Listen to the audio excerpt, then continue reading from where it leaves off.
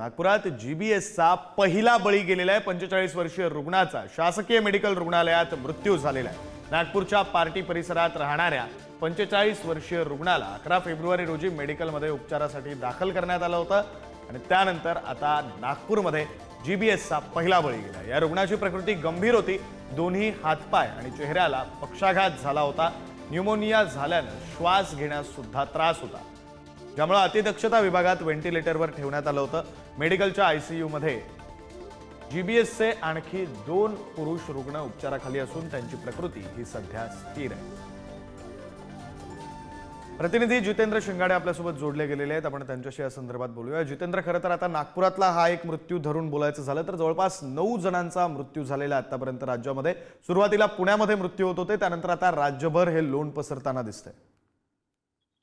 नक्कीच विक्रांत, कारण हा नागपुरातील या वर्षीचा पहिला बळी आहे। कारण जानेवारी महिन्यामध्ये काही रुग्ण हे 5 ते 6 रुग्ण जीबीएसचे नागपूरच्या शासकीय मेडिकल रुग्णालयामध्ये दाखल होते, उपचारासाठी दाखल होते। त्यानंतर त्यांना सुट्टी देण्यात आलेली होती, उपचारातून ते बरे होऊन परत गेलेले होते।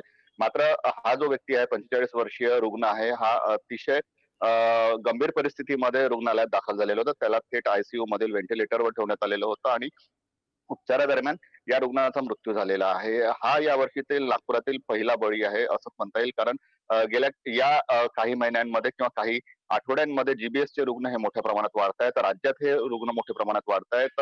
खास करून पुण्यामध्ये मोठ्या प्रमाणात आउटब्रेक झालेला आहे। मात्र तशी परिस्थिती नागपुरात सध्या तरी नाहीये।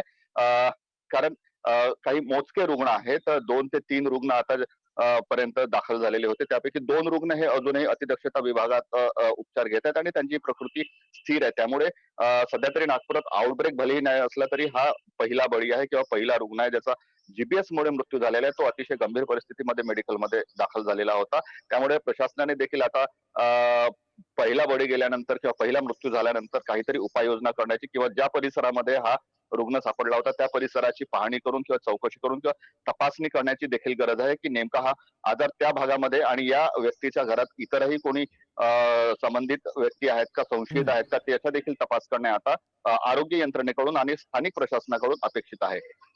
बरं, विक्रांत, धन्यवाद जितेंद्र दिलेल्या या सगळ्या सविस्तर तपशिलांसाठी।